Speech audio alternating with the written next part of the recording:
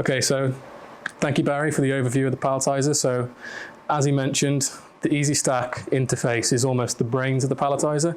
So we've designed this system to be almost an operator's friend and a tool, essentially.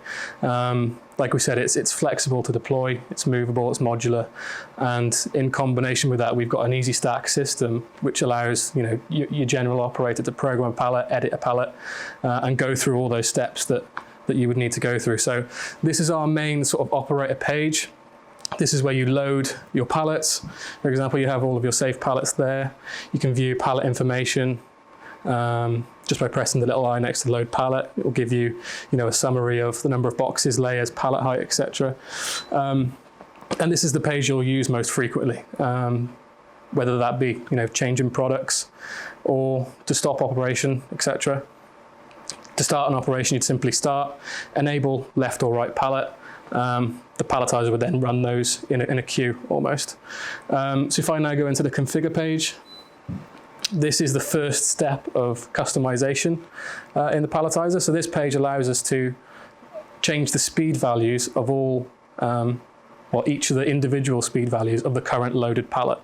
So as you can see there, you've got the speed that the robot would pick the box, the speed that the robot goes from the start position to the finish position, the place speed, and the finish position back to the start position. So if I now go into edit pallet, this is almost like a recipe formula of how you build a pallet. We've tried to make it really simple, guiding you through those steps.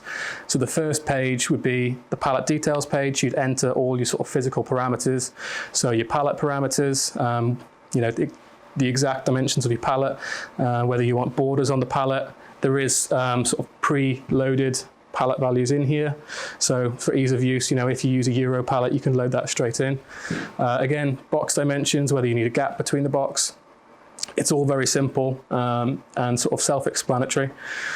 You can put in maximum values. So if your requirements state that you can only palletize up to 350 kilos, for example, you can set that and the palletizer will stop at 350 kilos. So if I go on to the next point. So this page allows you to actually control the robot. So this is where you would set your sort of known location off the conveyor. Again, very easy. You've got your Z-axis, your RZ rotation, and you've got your sort of 4 arrows to move the robot exactly to where it needs to be, to that same place every time on the conveyor. And you can see the live values here as you're moving the robot. And you can see the stored position once you save it.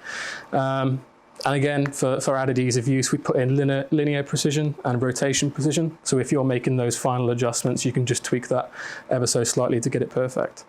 So the next page is sort of where we begin to sort of make the magic happen, if you will. So this is our layer design page. We have 3 layer designs. Typically only, you'd use 2, but we have that option for a 3rd should you require it.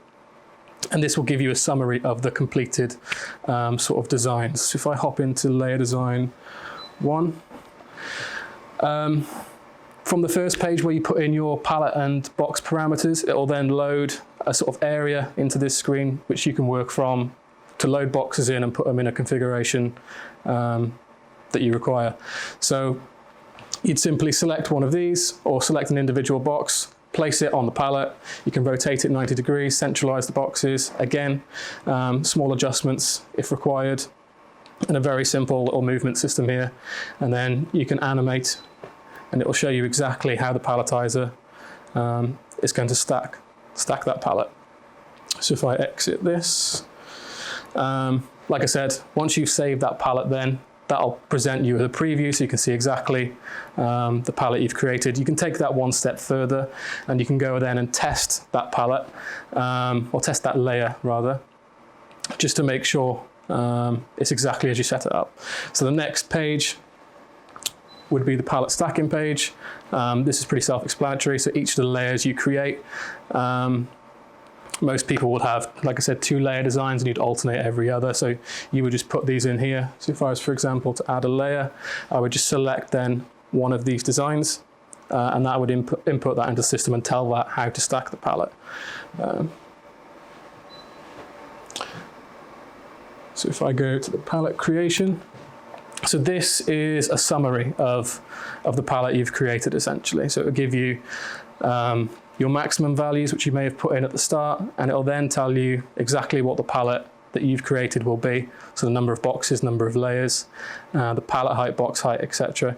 And then you'd simply put in a name for the pallet, or maybe even a day, depending on what you're running. Maybe you have a different product for each day. And then you'd save that. We go to the home page, and your pallet would automatically be uploaded to that list.